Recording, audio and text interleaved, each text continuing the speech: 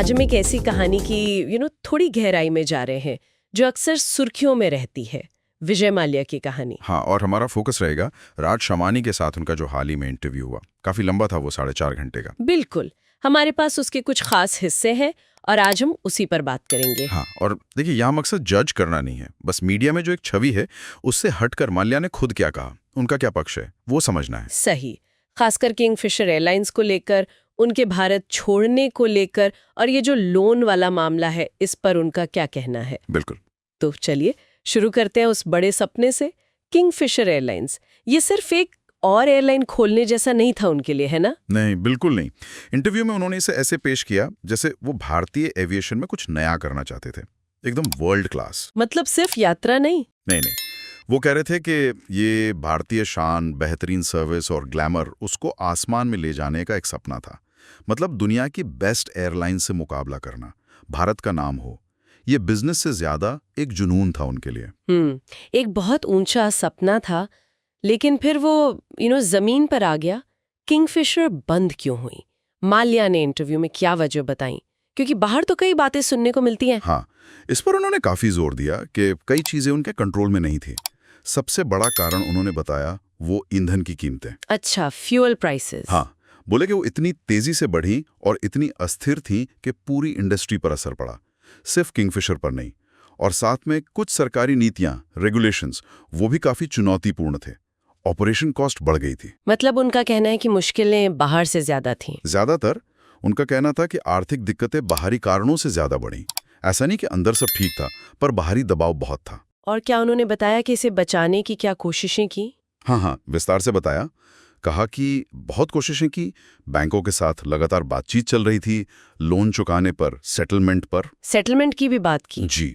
उनका दावा है कि उन्होंने मूलधन, मतलब जो प्रिंसिपल अमाउंट था, वो पूरा चुकाने का प्रस्ताव कई बार रखा, पर उनके मुताबिक वो बात बन नहीं पाई और फिर आखिर में एयरलाइन बंद करनी पड़ी। इसके बाद आता है वो सबसे बड़ा विवाद, उनका भारत छोड़ना, जिससे अक्सर कहा जाता है कि वो भाग गए। इस पर क्या स्टैंड था उनका? ये इंटरव्यू का एक बहुत अहम हिस्सा था। माल्या ने साफ कहा कि जब वो मार्च 2016 में गए तो वो पूरी तरह कानूनी तरीके से गए। कानूनी तरीके से? हाँ, बोले कि वो कोई भगोड़े नहीं थे, बिजनेस मीटिंग्स थी, निजी कारण थे, और उन्होंने अथॉरिटीज को बताकर जाने की बात भी कही। और एक बात जो उन्होंने खास तौर पर कही वो ये कि उनका डिप्लोमेटिक पासपोर्ट भारत छोड़ने के बाद रद्द हुआ, पहले नहीं। ओह अच्छा, तो ये तथ्य उनके हिसाब से भागने वाली बात को गलत साबित करता है। बिल्कुल। वो कहते हैं कि ये भगोड़ा टैग मीडिया और कुछ लोगों ने बनाया है, इसे वो पूरी तरह नकारते हैं। और क्या वो वापस आने की बात करते हैं? उन्होंने कहा कि अगर उन्हें भारत में निष्पक्ष सुनवाई मिले और उनके साथ सम्मानजनक व्यवहार हो तो वो लौटने पर विचार कर सकते हैं। उनके लिए ये न्याय और सही प्रक्रिया का सवाल है। और ये लोन वाला मामला, इसमें आंकड़ों का बड़ा चक्कर रहता है हमेशा। हाँ, इस पर उन्होंने थोड़ी स्पष्टता लाने की कोशिश की। वो मानते हैं कि किंगफिशर ने लोन लिया था और मूलधन, प्रिंसिपल अमाउंट, करीब 6,203 करोड़ था। ठीक है, लेकिन उनका एतराज उन आंकड़ों पर है जो मीडिया में बताए जाते हैं, जो बहुत ज्यादा होते हैं, ब्याज और बाकी चीजें जोड़कर। उनका मेन पॉइंट ये है कि उन्होंने बार बार प्रिंसिपल अमाउंट चुकाने का ऑफर दिया, जिसे बैंकों ने माना नहीं। मतलब वो कह रहे हैं कि ऑफर स्वीकार हो जाता तो मामला इतना बढ़ता नहीं। हाँ, उनका तर्क यही है कि मामला सुलझ सकता था, पर उनके प्रस्तावों को नजरअंदाज किया गया। इसी वजह से ये विवाद इतना बड़ा हो गया। ये तो हो गए विवाद वाले मुद्दे। क्या इंटरव्यू में उनके जीवन के कुछ और पहलुओं पर भी बात हुई, किंगफिशर के अलावा? हाँ, बिल्कुल। जैसे एविएशन उनका जुनून था, वैसे ही उन्होंने royal Challengers Bangalore, RCB team का जिक्र किया। बताया कि कितने शौक से, कितनी मेहनत से उसे बनाया था। हाँ, आरसीबी तो काफी पॉपुलर है। और किंगफिशर कैलेंडर की भी बात हुई, जिसे लोग अक्सर सिर्फ ग्लैमर से जोड़ते हैं। माल्या ने कहा कि वो एक कामयाब ब्रांडिंग तरीका था जिससे कई मॉडल्स के करियर बने। अच्छा, और जो लोग किंगफिशर बंद होने से प्रभावित हुए, कर्मचारी वगैरह, उनके लिए कुछ कहा? हाँ, ये एक अहम बात थी जो उन्होंने कही। उन्होंने किंगफिशर बंद होने से जिन लोगों पर असर पड़ा, खासकर कर्मचारी, उनके लिए अफसोस जताया और माफी भी मांगी। ये बात तो कम ही सामने आती है। सही कहा।